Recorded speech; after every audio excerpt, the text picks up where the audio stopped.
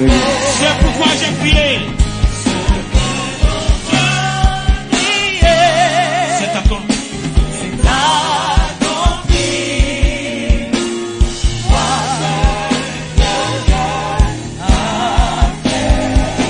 Oui, ce que nous attendons, c'est accompli. Voici ce que Dieu a fait.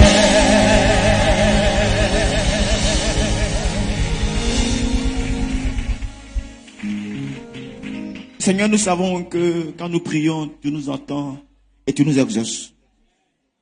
Nous savons que quand nous portons nos voix vers toi, Seigneur, ces voix sont entendues.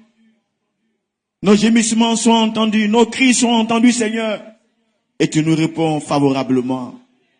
Encore une fois, nous sommes au-devant de toi ce matin pour t'écouter, pour t'entendre, pour recevoir tes instructions. Parle-nous, Seigneur. Nous sommes tout à toi, corps, âme et esprit. Parle-nous, Seigneur. Père, je suis entre tes mains en tant que canal en ce jour. Utilise-moi comme tu veux, Seigneur. Et transmets ta parole de vérité. Transmets tes instructions à ton peuple. Afin que ce peuple-là soit comme tu le veux. Pour ta gloire. Vivant pour ta volonté. Merci pour ta fidélité. Gloire et honneur soit à toi. Au nom de Jésus que j'ai prié. Quelqu'un dit très fort Amen avec moi. Soyez bénis ce matin encore une fois. Et que notre Dieu nous parle encore une fois au travers de sa parole. Je vous ai lu ce passage dans le livre des Actes des Apôtres. Je vais encore le relire. C'est le passage de base pour le message de ce matin. Réalisons encore une fois Actes des Apôtres, le chapitre 4. Actes des Apôtres, le chapitre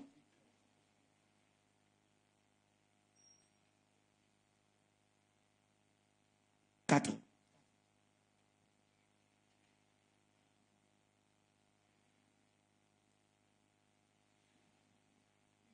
À partir du verset 32. Je l'ai lu tout à l'heure, je vais le relire encore une fois. Pour que nous saisissions la pensée et ce qui était au milieu de ceux qui cherchaient Dieu, nos premiers modèles, les disciples. Actes chapitre 4 à partir du verset 32. Et la multitude de ceux qui avaient cru était un cœur et une âme. Et nul ne disait d'aucune des choses qu'il possédait qu'elle fût à lui. Mais toutes choses étaient communes entre eux. Et les apôtres rendaient avec une grande puissance le témoignage de la résurrection du Seigneur Jésus, et une grande grâce était sur eux tous. Car il n'avait parmi eux aucune personne nécessiteuse, car tous ceux qui possédaient des champs ou des maisons les vendaient et apportaient le prix des choses vendues. Et il le mettait aux pieds des apôtres. Et il était distribué à chacun selon que l'un ou l'autre pouvait en avoir besoin. Et Joseph, qui par les apôtres fut surnommé Barnabas, ce qui était interprété est fils de consolation, lévite et cypriote de naissance, ayant une terre, la vendit et en apporta la valeur et l'a mis aux pieds des apôtres. Ce premier verset qu'on vient de lire témoigne exactement de ce qu'il y avait au milieu des apôtres. Une vie qu'ils avaient, une vie de communion fraternelle, une vie qui les amenait et les autres à comprendre qui est-ce qu'ils étaient véritablement.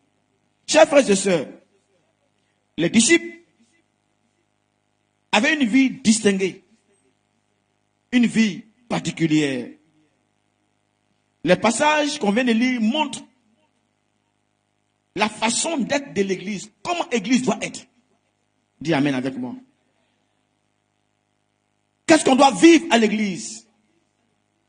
Les passages qu'on vient de lire nous démontrent comment des gens peuvent vendre ce qu'ils ont et puis apporter ça à l'église.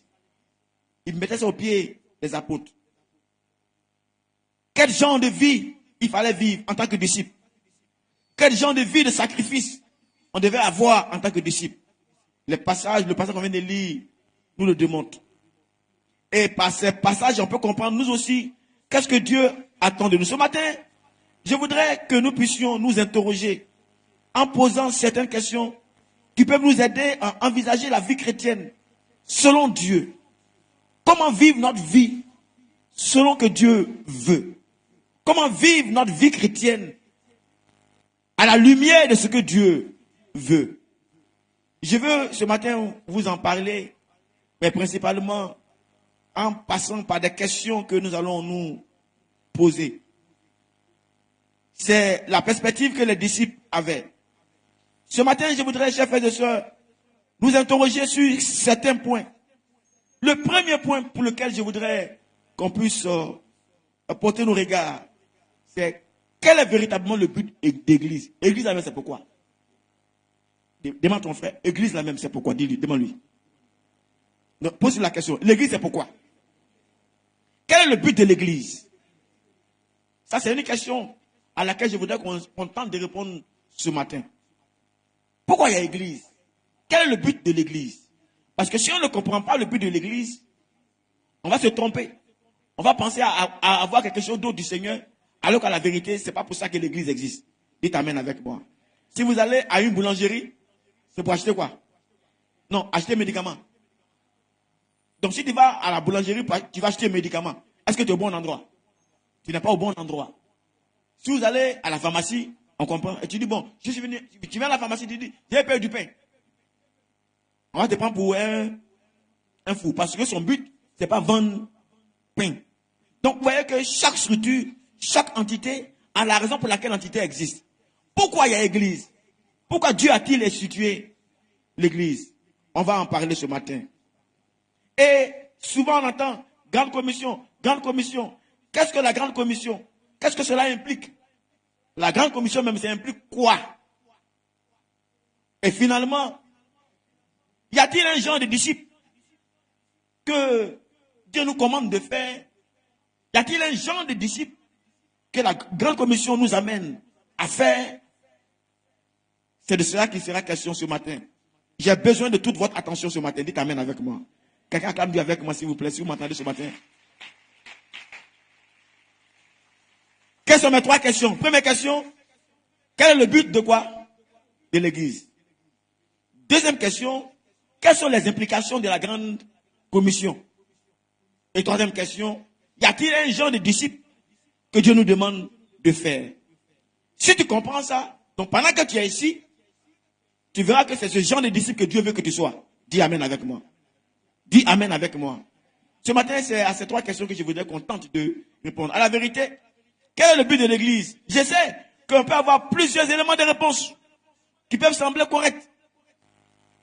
Quelqu'un peut dire, par exemple, que pour moi, le but de l'église, c'est de rassembler ceux qui croient en Jésus, ceux qui sont sauvés, et puis avoir une communion de cette vie véritable en Jésus. Quelqu'un peut dire ça. Que pour nous, église, là, c'est rassembler ceux qui croient en Jésus, faire en sorte que ceux-là puissent communier ensemble, avoir des temps de communion ensemble. Quelqu'un d'autre peut dire, pour lui, église, c'est créer un cadre approprié pour adorer Dieu. Ou un cadre approprié pour prier. Un cadre approprié pour enseigner et équiper les enfants de Dieu. Quelqu'un peut dire pour lui, église, c'est un cadre où tu arrives comme hôpital. Quand tu arrives, tu retrouves la sainteté spirituelle. La bonne santé spirituelle. Quelqu'un d'autre peut dire pour lui, église là, quand tu arrives, c'est un endroit où tu dois sentir l'amour. C'est un endroit où Dieu a fait pour qu'on puisse sentir amour. On est dans le monde, on ne vit pas amour. Donc quand on vient à l'église, là on peut avoir amour. Quelqu'un d'autre peut dire que l'église là, je viens à l'église parce que c'est là que Dieu permet que je puisse retrouver tout ce que le diable m'a volé.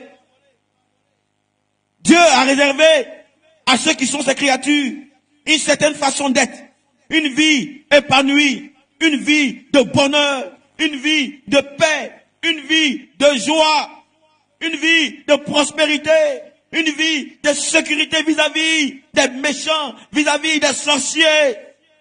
Dieu, en créant cette créature que nous sommes, permet que nous puissions être protégés de la maladie.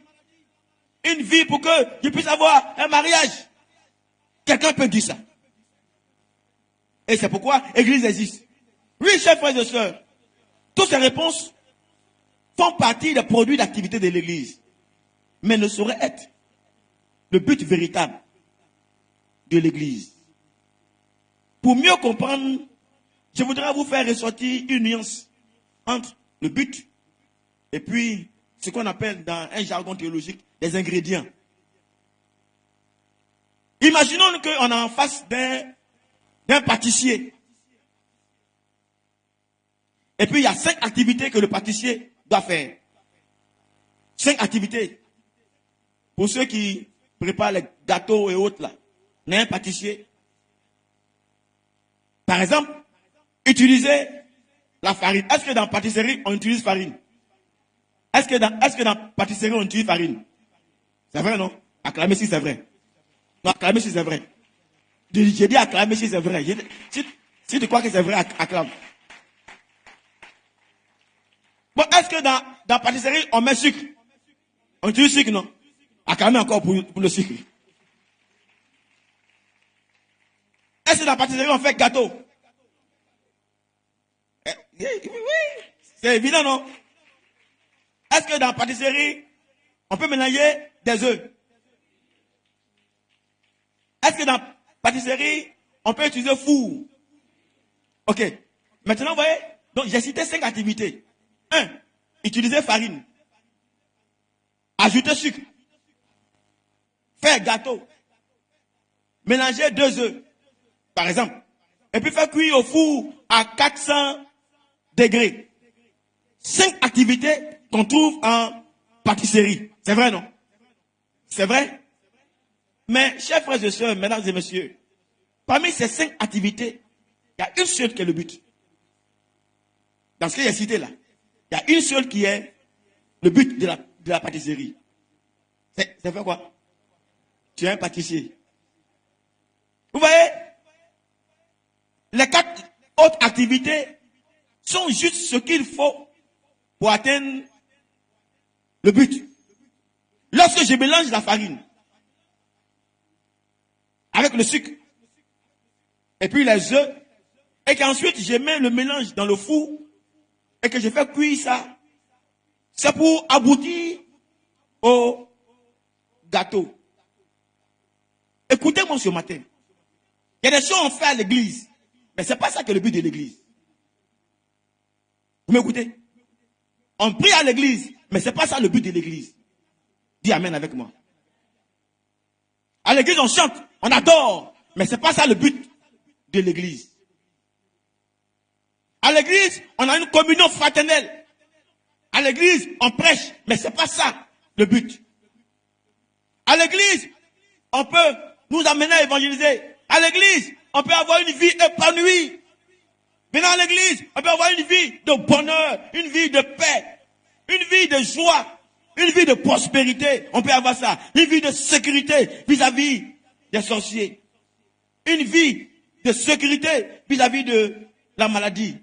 Dieu peut te sortir de la galère de célibataire et te donner un beau mari ou une belle épouse comme ce qu'on voit au devant de nous. Acclamer.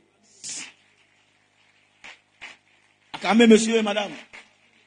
Kwame. Donc Dieu peut te donner ça. Mais ce n'est pas pour ça qu'il est venu à l'église. Ou bien, j'espère. Parce que si c'est pour ça, le jour qu'il a eu ça, l'église est finie. Ou bien, si c'est ça qui est l'église, une fois qu'il a eu ça, l'église est finie. Mais ce n'est pas pour ça. À la vérité, tout ça c'est pourquoi? Tout ça là c'est pour que tu puisses faire des disciples. À la vérité, si Dieu te donne une vie épanouie, pour que tu sois un modèle, dis amen avec moi. À la vérité, tout ce qu'on fait à l'église, c'est pour nous aider à pouvoir accomplir, aller faire des disciples. Si je suis prospère, ce n'est pas juste pour que je puisse m'enorgueillir. Si je suis prospère, c'est pour que je sois un modèle de ce que Dieu peut rendre quelqu'un prospère. Dis Amen avec moi. Dis encore Amen avec moi. Donc, je ne viens pas à l'église pour chercher la prospérité. Mais quand j'ai la prospérité, c'est pour que je puisse aller faire l'évangile. Dis Amen avec moi. Je réponds. Je ne viens pas à l'église pour être prospère. Mais quand Dieu me rend prospère, c'est pour que je puisse utiliser ça pour faire quoi? Pour faire son œuvre. Dis Amen avec moi. Je ne viens pas à l'église pour pouvoir fuir seulement les sorciers. Oh non, mais je montre à celui qui est là-bas que si je suis en Jésus, j'ai la possibilité de vivre ça. Mais c'est pas pour ça que je suis ici. Dis Amen avec moi. Mesdames et messieurs, écoutez-moi ce matin. Beaucoup d'entre nous avons une idée de but de l'église. Nous méconnaissons l'église, le but de l'église. Quelquefois même, nous manquons le but de l'église. Au point où, quand nous sommes à l'église, nous pensons qu'on n'est pas au bon endroit. À la vérité, c'est parce qu'on ne connaît pas le but de l'église. Ce matin, je suis ici pour vous dire, sans conteste, que le but de l'église, c'est pourquoi Dieu a institué l'église, c'est pourquoi Dieu permet que l'église soit, sans conteste, c'est de faire des disciples et accomplir la grande commission. C'est le grand commandement. C'est le commandement le plus important jamais donné à l'église. Je répète ce matin, pour quelqu'un qui ne m'a pas entendu, le but de l'église, c'est faire des disciples. Je réponds. Le but de l'église, c'est quoi? Je réponds. Le but de l'église, c'est faire quoi? Le but de l'église, c'est pas pour que les gens se marient. Il y a des gens qui sont dans le monde qui sont mariés. Ou bien, ils n'ont pas besoin d'église pour se marier. Le but de l'église, c'est pas donner l'argent. Il y a des gens qui font commerce. Ils ont l'argent. Ils n'ont pas besoin d'église. Vous me connaissez ce matin? Si vous m'entendez, acclamez le Seigneur. Il y a des gens qui ont une vie sociale. Ce n'est pas à cause d'église qu'ils ont ça. Sans église, ils ont ça. Donc ce n'est pas le but de l'église. Ne transformons pas le sens de l'église. Ne transformons pas le but de l'église. Oh non, ce n'est pas ça l'église. Dieu, en instituant l'église, a un but particulier pour l'église. Que l'église puisse faire des disciples. Dites Amen avec moi. C'est pour cela que Jésus est venu pour qu'on puisse faire des disciples. Pourquoi est-ce que moi je crois en ça? Pourquoi est-ce que je pense que c'est vrai? Parce que, d'abord, à la vérité, chers frères et sœurs, ça ce sont les paroles de Jésus-Christ. Les dernières paroles de Jésus-Christ avant de quitter la terre. Et nous tous, on sait que les dernières paroles d'un homme sont très importantes. Quand ton papa avant de mourir dit, si je meurs, ne m'envoie pas au village. Et puis il meurt. Et puis les gens viennent l'envoyer au village. Tu dis non. Avant de mourir, il a dit, ne m'envoyez pas au village. Et tout le monde respecte ça. Ah, il a dit, hein? Il a dit. Ce sont les paroles d'un homme avant de mourir. Il a dit. Et tout le monde respecte ça. On est prêt à se battre pour ça. Ça devient nyanga en famille. Envoie au village. Non, on n'envoie pas au village. Non, il n'est plus, il n'existe plus. Sa volonté n'existe pas. Non, mais avant de mourir, il a dit. Et on respecte sa volonté. Comme on a peur des morts, ah, il va vous poursuivre. Donc, l'esprit de peur d'un mort qui va te poursuivre, ah, il faut obéir. Avant de mourir, il a dit ceci. Moi, je crois que Jésus, avant de mourir, avant de partir du moins, quand il est ressuscité, avant de monter, avant d'aller définitivement, c'est ce qu'il a demandé. Dis Amen avec moi. Ensuite, ce qu'il a dit là, il a fait reprendre ça sous plusieurs formes. Au cas où un a oublié, il y a un autre qui va dire ça. Si vous lisez Acte 1, verset 8, il vous parle de ça. Vous recevez une puissance, le Saint-Esprit, venant sur vous, et vous serez des gens d'église. Et vous allez venir à l'église. Vous serez maire, témoin. Où? Partout dans le monde. Dans Jean 21, 15, il a parlé à Pierre d'une autre manière, en lui disant, Pierre, m'aimes-tu? Si tu m'aimes, va à l'église. Pierre, m'aimes-tu? Si tu m'aimes, chaque dimanche, va à la synagogue. C'est ça? Pierre, m'aimes-tu? Si tu m'aimes, fais quoi? Paix mes brebis. Une autre façon de dire à Pierre ce qu'il attend avant de mourir, avant de moins de partir. Dans Luc 24, à partir du verset 46 à 49, Luc 24, 46 à 49, Je vais vous lire ça. Luc 24, 46 à 49. Luc 24, 46 à 49. Voilà ce qu'il est écrit dans la version. Luc 24, 46 à 49. Et il est dit, il était ainsi écrit. Et ainsi, il fallait que le Christ souffrit et qu'il ressuscita d'entre les morts le troisième jour.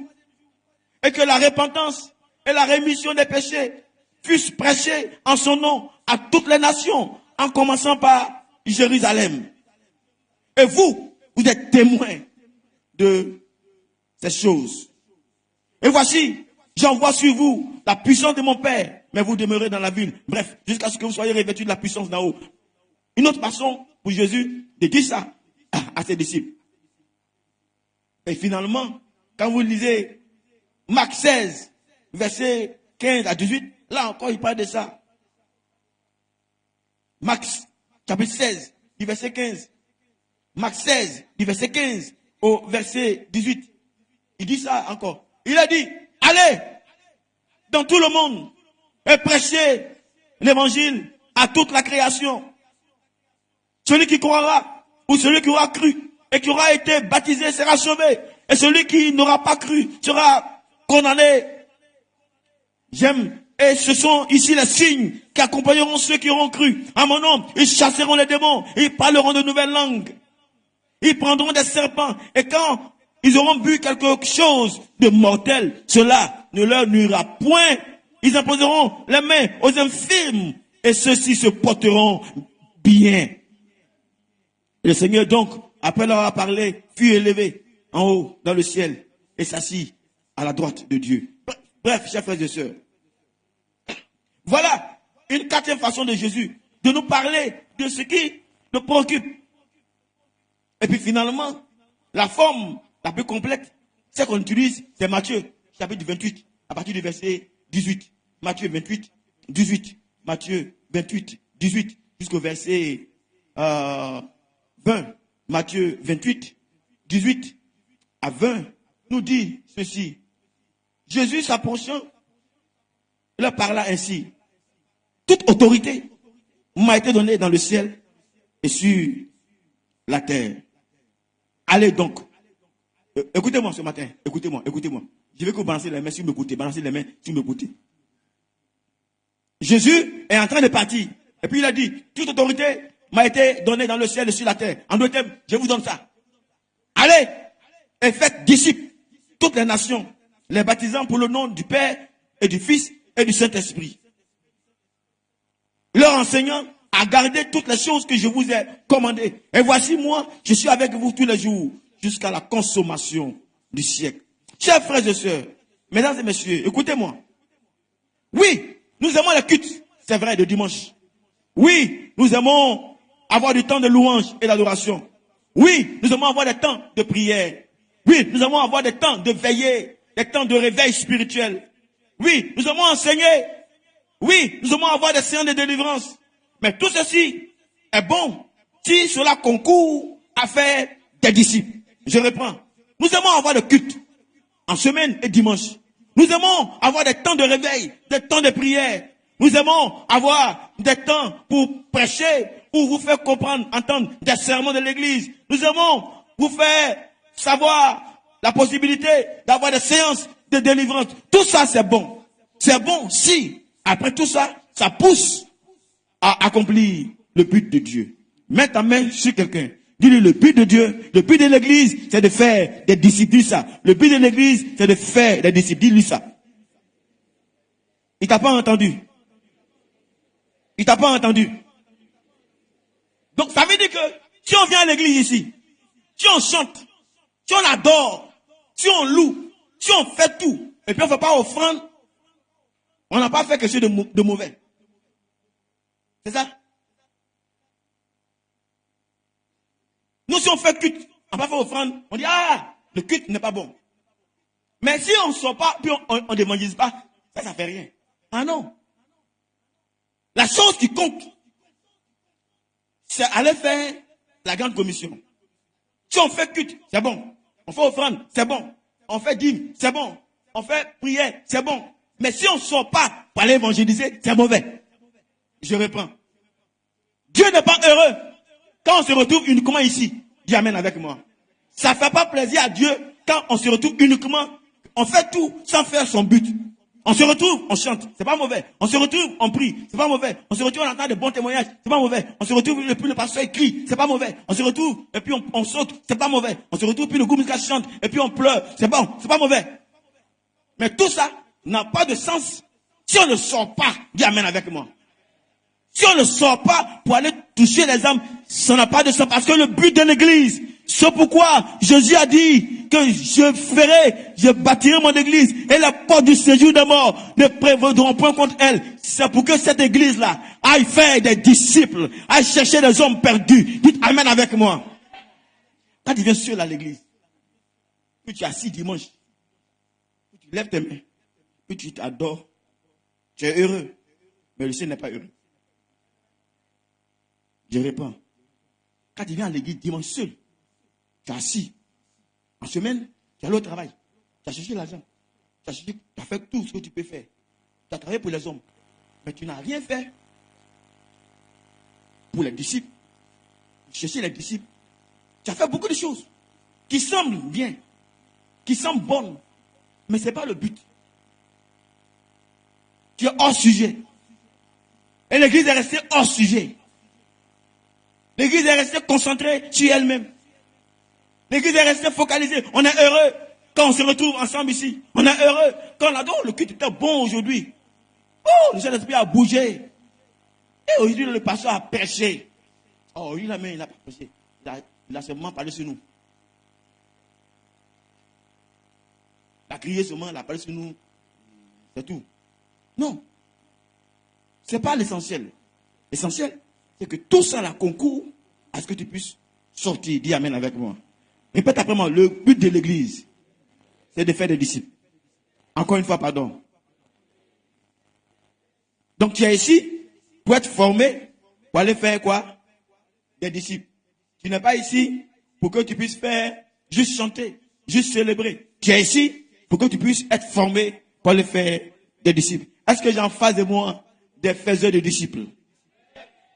Est-ce que j'en fasse de moi des faiseurs de disciples? Enfin, des gens qui comprennent que le but de l'église est de faire des disciples. Donc si tu es dans l'église, ton but c'est de faire quoi? Des disciples. Lève tes mains avec moi. Dis Seigneur, aide-moi à t'obéir. Amen. Nous sommes jugés parce que nous avons affaire que nous ne faisons pas. Tu es évalué sur le travail que tu as à faire. Je prie que Dieu nous aide à comprendre que ce pourquoi nous existons, ce pourquoi nous sommes sur cette terre, ce pourquoi on a été sauvés, c'est pour aller chercher les autres. Il y a la joie au ciel quand tu viens à l'église dimanche et que tu lèves les mains seulement. Donc il y a la joie au ciel quand on rit, puis le groupe chante.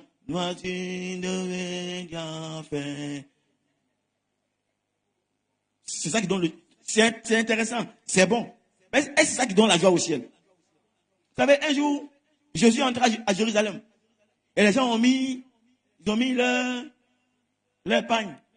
Et ça chantait et criait, Hosanna, Hosanna, béni soit celui qui vient au nom du Seigneur. Et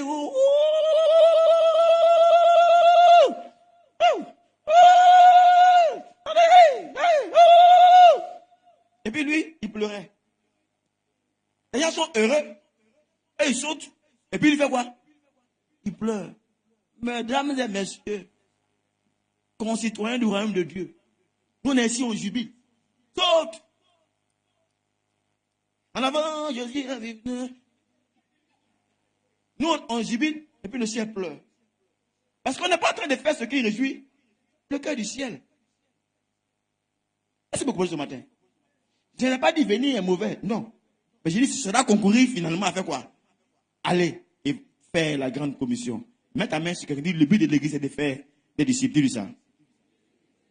Il t'a pas entendu. Il t'a pas entendu.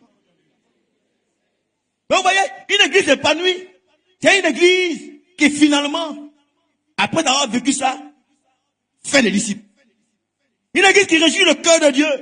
C'est une église qui, après avoir chanté, après avoir glorifié, après avoir reçu la parole, sort et fait des disciples. Une église qui pleure au cœur de Dieu. C'est une église qui ne reste pas.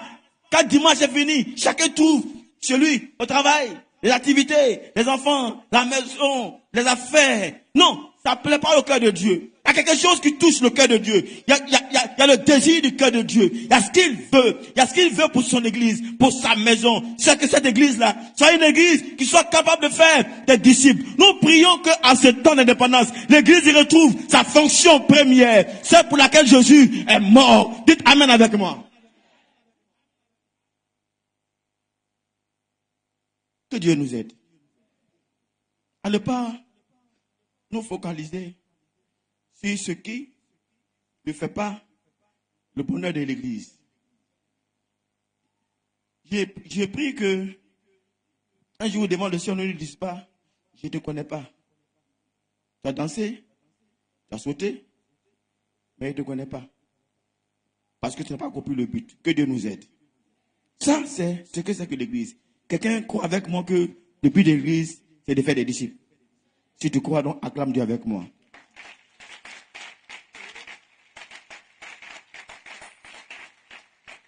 On appelle ça la grande commission. On appelle ça l'ordre suprême. Allez et faites disciples toutes les nations. Les baptisant pour le nom du Père, du Fils et du Saint-Esprit. Leur enseignant à garder toutes les choses que je vous ai commandées. C'est ça, la grande commission. Je reprends. Allez, après avoir vécu, allez, après avoir vu, allez, après avoir goûté à la chose de Dieu, allez, après avoir expérimenté comment Dieu est, allez, dites Amen avec moi. Dis avec moi, allez, plus fort que ça, plus fort que ça. Mais dis avec moi, après avoir mangé, allez. Dis ça avec conviction, après avoir mangé, allez.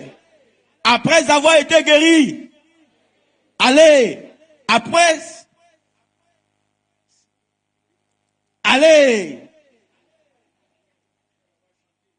avoir chanté, allez.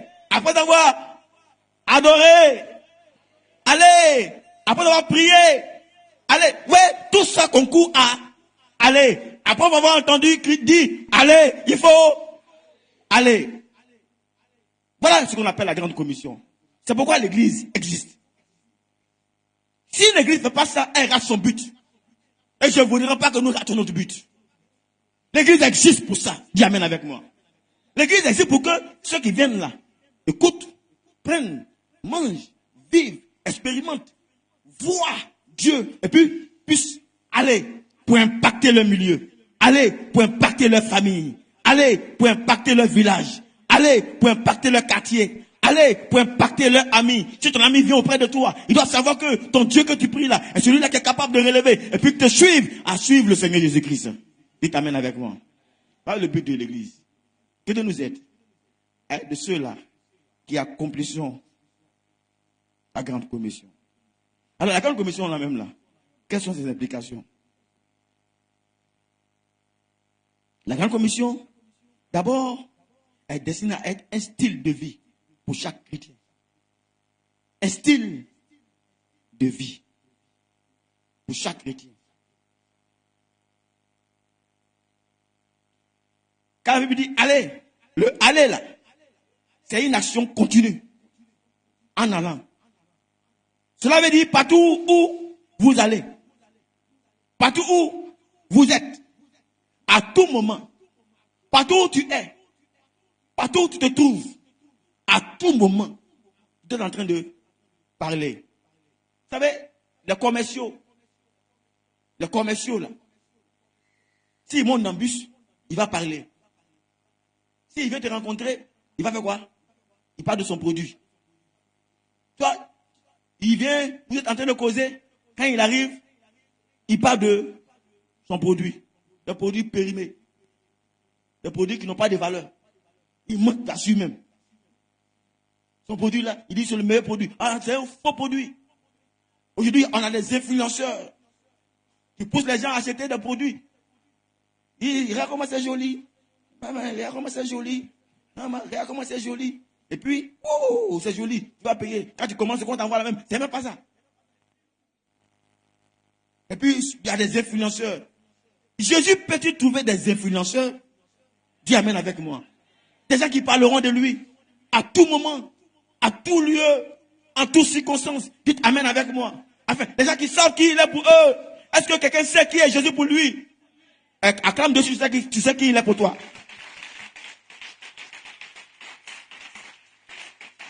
Ça doit être ton style de vie. Dis avec moi, style de vie. Plus fort que ça. Vous savez, le message comme ça, les gens n'aiment pas. Ils aiment quand tu dis la destinée prophétique.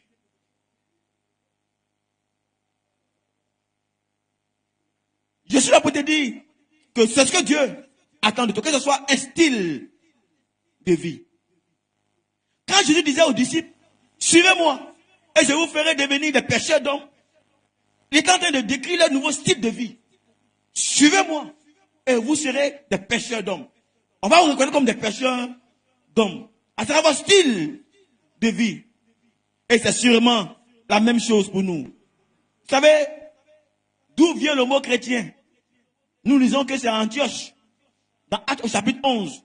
À partir du verset 26. Les disciples là, quand on les a vus, on les appelait Petit Christ. Christéo. Petit Christ. Ils sont comme Christ. Afin, la Bible dit qu'ils imitaient tellement étroitement le style de vie de Jésus que les païens se moquaient d'eux en les appelant les chrétiens. Quand on disait chrétiens, là, c'est pour se moquer d'eux. Ils sont comme Christ. Ils parlent comme Christ. Oh, c'est comme avant, on appelle l'église Makosa. Tu vas dans Alléluia là. Oui, non, comme on dit. Ah, tu es dans Alléluia aujourd'hui. Ah, tu es dans l'Alléluia là. Église Alléluia. Donc c'est une appellation. Tellement qu'ils, les façons de faire, le style de vie, ressemblait tellement à Christ qu'on appelait les chrétiens. Le style de vie. Vous savez, Pierre, quand on a attrapé Jésus, et puis Pierre est en train de le suivre en se cachant, une petite fille, t'as vu, il dit celui-là, il est avec lui. Il dit non, je ne le connais pas. Il a avancé, il y a une seconde qui a dit, ah, mais le monsieur là, il dit non, je ne le connais pas. Mais finalement, troisième fois, les gens ont dit, mais quand même ta façon de parler là, ça montre que tu étais, avec ton langage, a changé. Mesdames et messieurs, il y a un langage qu'on a dans le Seigneur. Dis amen avec moi. Quand on a Jésus, son langage change. Sa façon de parler change. On sait qu'il y a un témoignage véritable. Si tu es en Jésus, et puis ton langage est le même langage que le païen, il n'y a pas de différence. Mais quand tu es ici, finalement, tu as un style de vie. Ta façon de faire change. Ta façon de parler change. Ta façon de raisonner change. Ton langage change. Dis amen avec moi. Tu ne peux pas venir ici et avoir le même langage qu'hier. Après 10 ans, après 5 ans, après 20 ans dans le Seigneur, tu dois avoir un langage transformé. On dit amen avec moi. Il y a un style de vie. Quand on te voit, on dit ça c'est un chrétien. Et c'est ça que tu prends pour aller parler aux autres. Que Dieu nous aide à véritablement avoir un style de vie. Que la grande commission soit un style de vie pour toi. En tout moment, en tout lieu, en toutes circonstances. Que tu profites pour parler du Seigneur. Toi qui vends, et puis on vient acheter la marchandise. C'est occasion. Tu as plusieurs clients. Comment Dieu ne va-t-il pas envoyer des clients? Si à chaque client tu peux lui parler. Bon, tu veux que Dieu envoie des clients, non? Ceux qui vendent là. Tu veux que Dieu envoie quoi? Clients. Mais quand le client vient, toi c'est l'argent seulement que tu prends. Or, pour Dieu, il s'attend à ce que le client qui est venu là, tu puisses lui parler. Plus tu parles, plus tu es un bon commercial pour le Seigneur. Vous m'entendez ce matin? Si vous m'entendez balancer les mains. Tu es un bon commercial pour le Seigneur. Plus tu parles de lui, plus il envoie les clients. Et puis tu parles de lui. Et puis les clients payent. Et puis il envoie client. Et toi, client vient, tu ne parles pas. Ah, il envoie client, tu ne parles pas. Ah, il envoie client, tu ne parles pas. D'accord? Comme c'est pour ça que tu veux bloquer un peu les clients. Maintenant, tu viens à l'église, tu vas venir prier, jeûner, faire 3 jours de jeûne sec. Oh Seigneur, envoie clients. Mais j'envoie les clients. Mais quand les clients arrivent, c'est ton argent que tu cherches. Je prie que notre mentalité puisse changer, qu'elle soit un style de vie au nom de Jésus-Christ. Si Dieu t'envoie d'entreprise en entreprise et que dans chaque entreprise, tu fais la promotion de Jésus-Christ, tu impactes le milieu, on sait que c'est Christ qui est avec toi. Dieu peut te faire partie de grade en grade. Que Dieu nous aide à faire en sorte que la grande commission soit un style de vie. Que ton style de vie, ce soit celui qui fait des disciples. Dis Amen avec moi. Mets ta main, dis à quelqu'un, la grande commission doit être un style de vie pour toi. Plus fort que ça. Il y a des gens, tu ne peux pas t'asseoir à côté d'eux, puis ils ne vont pas te parler de politique.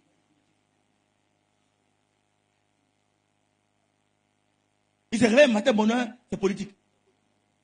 Quand ils ouvrent le téléphone, on a dit quoi? C'est politique. Tu parles à lui d'un sujet qui n'a rien à voir, il va ramener ça dans la politique. Il ne peut pas vivre sans politique. Je prie que tu ne puisses pas vivre sans parler de Jésus-Christ. Que ce soit ton style de vie.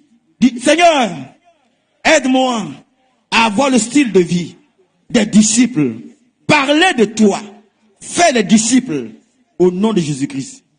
Amen.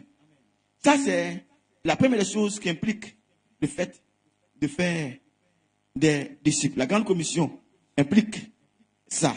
Deuxièmement, la grande commission implique l'évangélisation. Il y a avec moi évangélisation. Plus fort que ça. Tu ne peux pas faire disciple sans évangéliser. D'ailleurs, c'est la première étape indispensable pour faire des disciples. Et dans la Bible, les gens qui recevaient l'évangile étaient baptisés. C'était une forme de confirmer qu'effectivement, ils sont dans le Seigneur. Quand ils croient, on le baptise. C'était une forme extérieure pour attester qu'effectivement, il était pour le Seigneur. Donc, la grande commission demande d'évangéliser. Mets ta main sur quelqu'un. Demande-lui, comme un mot. Quelle est la dernière fois que tu as évangélisé? Demande-lui. Donc, pose la question à quelqu'un. Demande-lui ça. Soyons honnêtes. Dis Amen avec moi. On a dit quoi? Honnête et vrai. Quelle est la dernière fois que toi-même là, tu as évangélisé? Assure-toi puis regarde. Quelle est la dernière fois que tu as évangélisé? Ce matin, je veux que vous compreniez que le cœur de Dieu ne peut pas être heureux. Il était sauvé pour ça. Mais tu fais tout sans ça. C'est pourquoi tu n'es pas mort là, c'est pour ça. Mais tu ne parles pas de ça. C'est pourquoi là où c'est chaud, j'ai fait permettre que tu aies ouverture. Mais toi, une fois que tu as percé un peu, c'est fini. Tu n'as pas redéchiré. Tu as percé seulement. On est mort. Mais comment tu peux déchirer? Oh, Dieu veut que tu déchires. Mais pour déchirer, là, il faut percer un peu. Il perce pour que tu puisses dire, hey, Dieu est bon, hein, il peut faire ça. Mais toi, tu ne parles pas de ça. Que Dieu nous aide.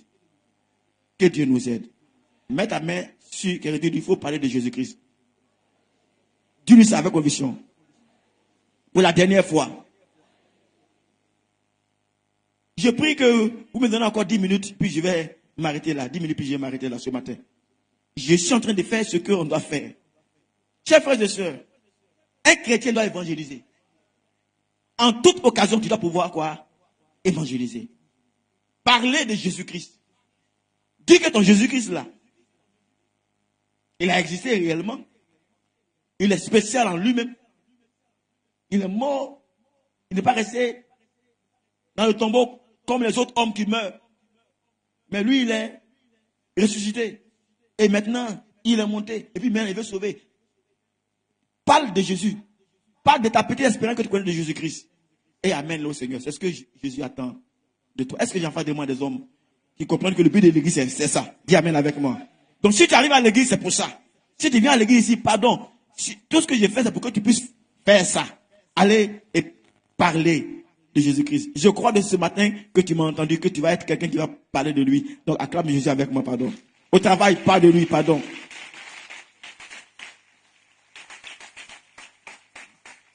Nous qui sommes les enseignants, les élèves qui sont devant nous, c'est pas de leur montrer seulement, chose. Les autres là, ils font ce qu'ils veulent. Toi, pendant que tu parles, parle de Jésus à ton élève.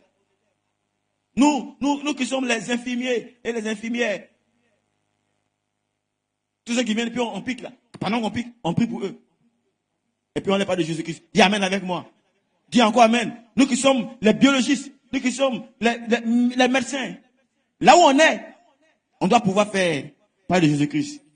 Bon, nous qui sommes les policiers, nous arrêtons les véhicules. Nous parlons de Jésus-Christ. Je dis, nous qui sommes les policiers, nous arrêtons les véhicules, il faut quoi?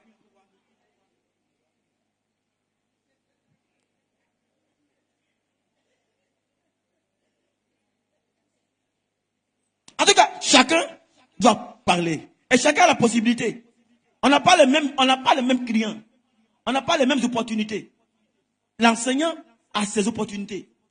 La femme qui a marché a ses opportunités. Mais chacun aura un coup sur des gens autour de lui que de nous aider à jouer pleinement notre rôle. La troisième chose dont on a besoin, ou bien qui est impliquée dans le fait de faire la grande commission, c'est une chose qui est très importante.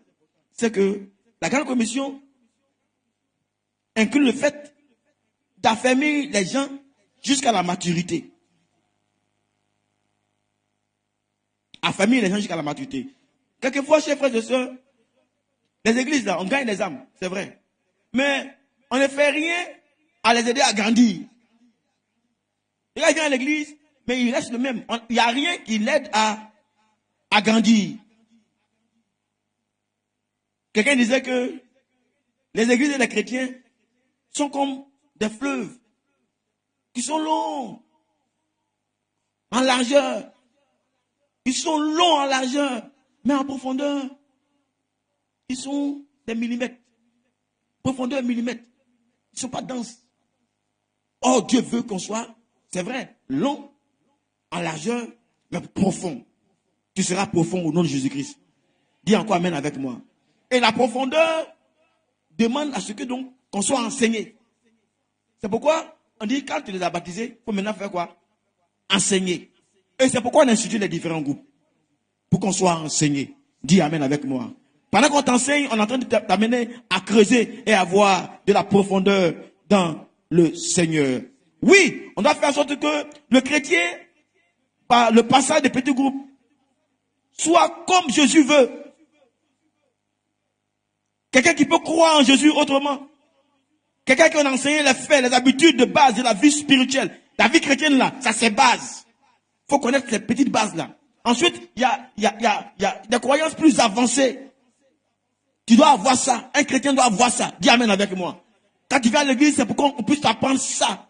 Et que toi aussi tu puisses encadrer les autres. Chers frères et sœurs, on ne peut pas être église sans faire ça. On ne peut pas être église sans connaître les valeurs de la Bible. On ne peut pas être église sans connaître les doctrines. Tu demandes à quelqu'un pourquoi Genèse a été écrit. Il ne connaît pas. Puisqu'il vient à l'église, on prêche Genèse. Mais pourquoi Genèse? On n'a jamais expliqué ça. Pourquoi c'est Deutéronome? On n'a jamais expliqué ça. Il faut qu'on trouve un temps pour lui enseigner ça. Jésus dit que enseignez-leur tout ce que je vous ai prescrit. Tout ce que je vous ai prescrit. Tout ce qui est prescrit. Tout ce qui est commandé là. On doit pouvoir enseigner ça aux gens. C'est pourquoi on a fait les petits groupes. Je prie que chacun d'entre nous soit effectivement dans un petit groupe. Afin qu'à la fin, il soit enseigné. Qu'on lui enseigne tout ce que Jésus a prescrit. Ça peut prendre 4 ans, 5 ans. Jésus a fait ça à ses disciples. Il a fait ça après 3 ans et demi, 4 ans. Il leur a enseigné tout. Que cela soit ainsi. Et qu'on soit les chrétiens affermis au nom de Jésus-Christ. Quelqu'un peut-il acclamer Dieu avec moi, s'il vous plaît? Je suis en train de vous enseigner ce matin ce qu'il faut faire. Finalement, la grande commission inclut le fait d'atteindre le monde entier. Vous serez mes témoins jusqu'aux extrémités de la terre. Donc, c'est à cela que nous sommes appelés. Si on te parachute quelque part, tu dois faire la grande commission. Il y a des gens, quand ils voyagent, l'église est finie. Il est chrétien quand il est en Côte d'Ivoire. Une fois qu'il a pris avion, et puis il descend quelque part d'autre, c'est fini. Tu ne le reconnais plus. Tu vas dans l'église, non? Tu étais chrétien, non? Oh oui, mais le style change. Tu le vois ici, tu l'arrives là-bas, il est influencé. alors que c'est lui qui doit pouvoir influencer. On veut faire en sorte que vous soyez invariable. Dis Amen avec moi. Quel que soit là où vous êtes, vous savez ce que vous avez. Combien est-ce que vous devez valoir pour votre Dieu? C'est pourquoi on est ici. Que Dieu nous aide à comprendre ce que c'est que la grande commission, comme je l'ai expliqué, et puis ce que cela engendre. 1, ça doit être un style de vie. 2, ça doit être quelque chose qui t'amène à inclure l'évangélisation. 3, ça doit faire en sorte que tu puisses affermir les chrétiens jusqu'à ce qu'ils soient matures. Et puis ensuite, maintenant, il faut sortir du statu quo et puis voir en sorte qu'on puisse impacter d'autres milieux jusqu'à la fin du monde. Que Dieu nous aide. Finalement, chers frères et sœurs, ma dernière question, c'était de savoir, est-ce que la grande commission nous commande de faire un certain type de disciples? Il y a beaucoup de disciples. Il y a des disciples des philosophes. Il y a des disciples des politiciens. Il y a des disciples de certains sages. Mais il y a un certain type de disciples que Dieu nous commande de faire. Dis Amen. Dis encore Amen. Un disciple à qui on a enseigné à respecter toutes les croyances du Seigneur. Un disciple à qui on a enseigné le changement de comportement véritable.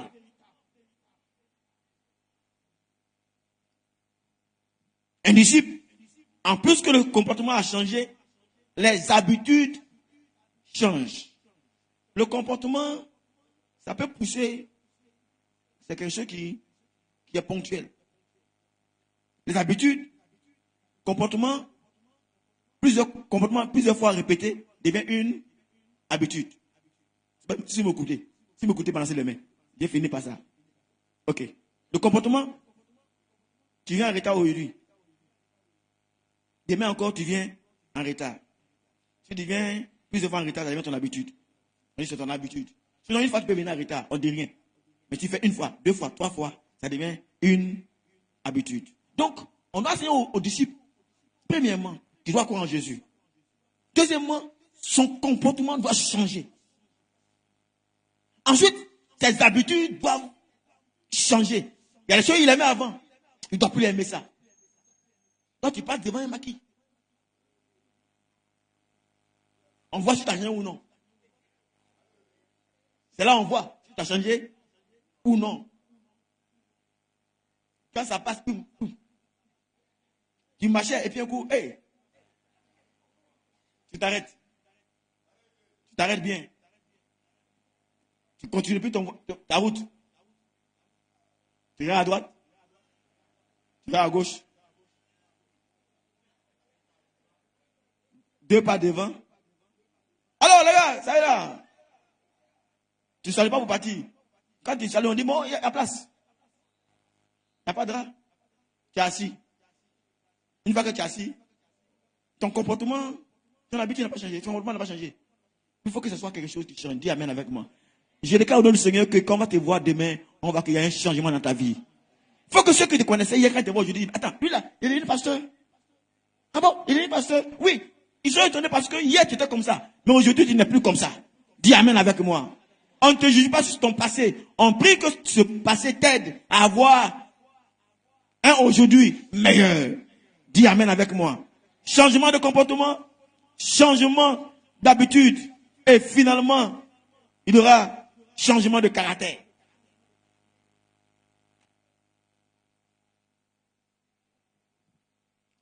Si ton comportement ne change pas, ça sera une habitude. L'habitude va devenir finalement répéter, ça devient maintenant ton caractère. À la fin, il faut que ton caractère change. Les traits qui paraissent de toi changent. Ta façon de réagir change. Là où on pense que tu te fâchais avant, là, quand on parle de renouvellement, tu as changé. Hey, tu n'es plus contrôlable. Dis Amen avec moi. Dis encore Amen avec moi. Donc, le type de disciple qu'on doit faire, c'est le disciple que si tu le vois aujourd'hui là. Attends, c'est le même ou bien c'est pas le même? Il y a un changement radical. Un changement quoi? Radical. Quand on a vu Pierre hier, et puis Pierre après, c'est pas le même Pierre. Il y a un Pierre transformé, il y a un Pierre changé, Il y a un pied d'une autre dimension. Mesdames et messieurs, quand vous êtes à l'église, quand vous êtes ici, finalement, il faut que votre comportement change. Oui, finalement, vos habitudes changent, mais votre caractère finalement change. On ne doit plus vous reconnaître au nom de Jésus-Christ. Il doit y avoir un changement radical de votre caractère. Dis Amen. On dit, oh, c'est comment il est. Et puis effectivement, tu tombes dedans. Oh non. Il faut qu'il se trompe. Il pensait qu'il était comme ça. Mais quand il vient aujourd'hui, il voit qu'il y a un changement. Tu tombes plus dans le même piège qui est que Dieu nous aide. C'est de ça qu'il est question. C'est de ça qu'il est question et c'est ce que Dieu veut pour nous. Je crois que j'en fais de moi des hommes et des femmes qui vont changer au nom de Jésus-Christ. Des hommes et des femmes dont la vie va changer. La croyance va changer. Hier, c'était un bossoniste. Aujourd'hui, il n'est plus bossoniste. Sa croyance a changé. Dis Amen avec moi. Dis encore Amen avec moi. Non seulement sa croyance a changé, mais son comportement change. Son comportement change, son habitude change et son caractère change. Il est transformé en l'image de Jésus-Christ. Il est transformé à la façon d'être de Jésus-Christ. On peut l'appeler chrétien. On est fier de dire qu'il est chrétien.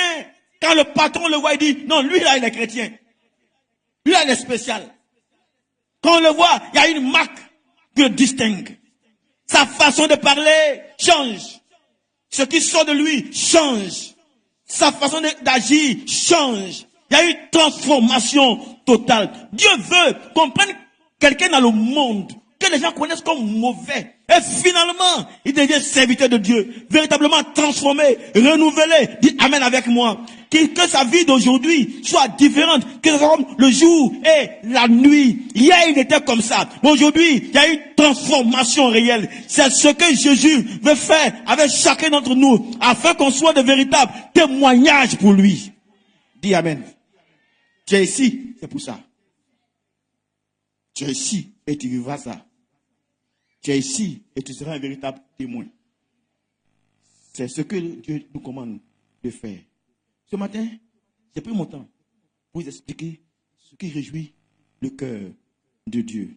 Tout le culte a été ce matin dans l'objectif de vous amener à comprendre ce qui réjouit le cœur de Dieu. Mets ta main sur quelqu'un. Dis-lui, tu vas réjouir le cœur de Dieu. Plus fort que ça. Plus fort que ça. Au commencement, on a prié. Tout ce qu'on a fait comme prière, toute la repentance qu'on a faite là, c'est pour qu'on puisse réjouir le cœur de Dieu. Ensuite, on a entendu le message. La chose qui réjouit le cœur de Dieu, c'est ça. Que nous puissions être des chrétiens et des chrétiennes qui puissions satisfaire le cœur de Dieu. Quand Dieu nous voit, qu'il soit heureux. Voici mon fils bien-aimé, en qui j'ai mis toute mon affection. Voici mon fils bien-aimé.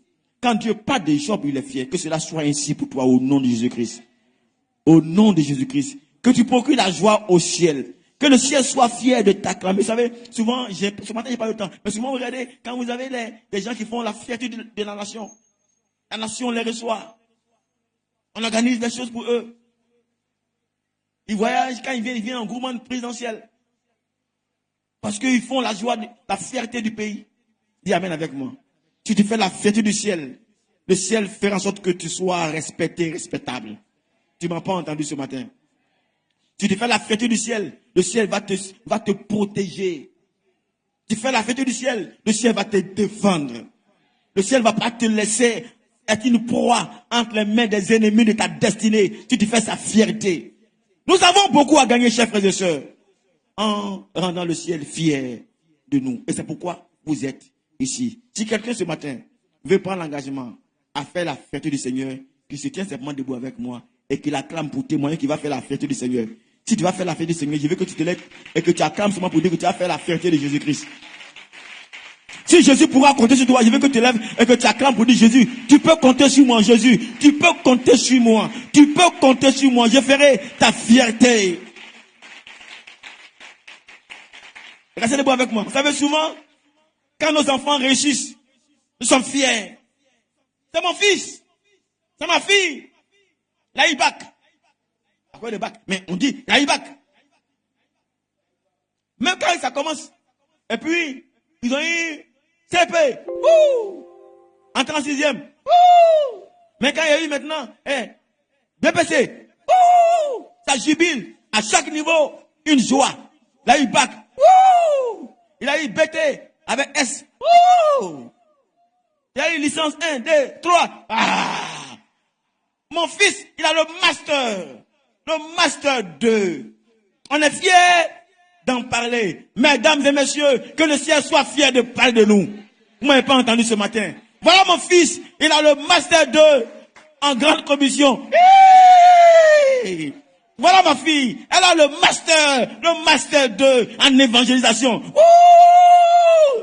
C'est un gagneur, elle a le diplôme de ressources humaines dans le domaine de la grande commission.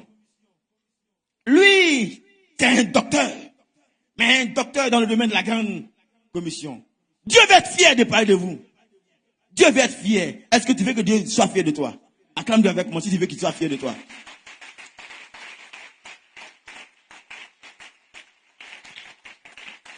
Levez les mains avec moi. Dis avec moi, Seigneur, donne-moi de faire en sorte que tu sois fier de moi. Père, je voudrais m'engager à la mission de la grande commission. Oh Dieu, donne-moi de faire en sorte que la mission de la grande commission soit un style de vie pour moi. Partout où je serai, que je me vois en mission pour la grande commission. Oh Dieu, donne-moi d'inclure l'évangélisation dans ma mission de la grande commission. Père, donne-moi d'affermir les autres jusqu'à ce que je sois mature en toi. Donne-moi la force de faire cette mission. Jésus, je ne voudrais pas rester dans le statu quo. Je vais aller jusqu'aux extrémités de la terre. Donne-moi d'être le type de disciple que tu veux. Le disciple qui croit entièrement en toi. Répétez après moi. Le disciple qui croit entièrement en toi. Le disciple dont le comportement a changé. Le disciple qui a les habitudes qui sont transformées. Le disciple dont le caractère reflète ton caractère. Reflète ton image. Aide-moi. C'est ce que je vais être. Père, que ton Esprit Saint m'aide à accomplir avec fierté, avec amour, avec joie, la mission de la grande commission. Au nom de Jésus-Christ. Au nom de Jésus-Christ. Acclame Dieu avec moi, s'il te plaît. Maintenant, lève tes mains avec moi. Seigneur, voilà la confession de tes enfants. C'est toi qui crées en nous le vouloir et le faire. Tu nous as choisis depuis le sein de notre mère pour que nous puissions servir de modèle de disciple. Donne à chaque personne de comprendre ce matin, de saisir la portée de ce message et d'appliquer ça à sa vie. Qu'il soit différent, qu'il soit un disciple différent, mais un disciple qui fait ta fierté. Que le monde spirituel soit fier de tes enfants que nous sommes. Merci de nous aider à cela. Au nom de Jésus que j'ai prié. Quelqu'un dit 3 fois Amen avec moi. Encore une fois. Acclame Dieu avec moi maintenant.